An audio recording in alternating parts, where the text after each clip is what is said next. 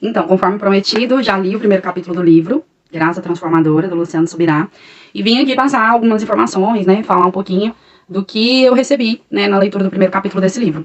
Então, a princípio, como eu já esperava, eu gostei demais. Eu acho que ele é muito profundo nas coisas que ele fala, e ele fala com muita sabedoria, sabe, com muito... sabendo o que ele tá falando mesmo, com muita convicção, assim. É um livro que tem muita base bíblica, então é bom que você tenha uma boa noção de Bíblia, né, pra você poder estar a par de tudo que esse livro vai te passar. Ele fala com muita profundidade acerca da graça, né, ele já inicia no primeiro capítulo, assim, com um tom de indignação, que é mais ou menos a mesma coisa que a gente que ministra sente, porque quando a gente ministra, a gente tem a obrigação de estudar muito mais a palavra, né, de receber muito mais para poder dar, porque aquele negócio de, líder não recebe, só dá, não tem isso, não tem como você dar o que você não recebe, o que você não recebeu. Então, antes de eu entregar algo para a igreja, eu preciso receber algo, né, para eu ter algo aqui entregar. Então, ele fala com muita eu sinto uma indignação, assim, nas palavras dele, pela libertinagem que tem feito com a graça nesses últimos tempos, mas a gente pensa que isso é de hoje, né, por causa dessa geração descompromissada e tal, mas na verdade isso já vem há muito tempo, tanto que, se você for ler o Novo Testamento, Paulo, Pedro, eles exortam várias vezes pra gente tomar cuidado com os falsos profetas, com as pessoas que entram na igreja para poder difamar o verdadeiro evangelho, aqueles que usavam, né, de outras coisas, inverdades, para poder trazer contenda e trazer dúvida no coração dos novos cristãos, né, e isso acontece ainda hoje, né, com a nossa igreja.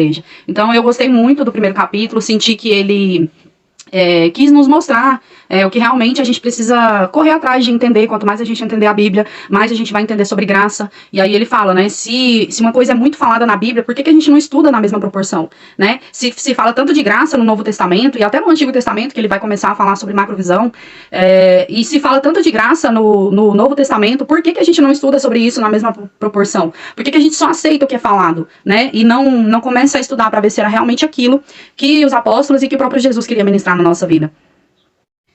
E aí, a parte que eu mais gostei, não sei se eu vou conseguir mostrar, mas tá aqui, em macrovisão. E aí, como sempre, né, todos os livros que eu leio eu marco bastante. Então eu marquei aqui todas as coisas que eu gostei demais. Então, em macrovisão, ele vai falar que não tem como você entender a graça se você não entender a Bíblia como um todo.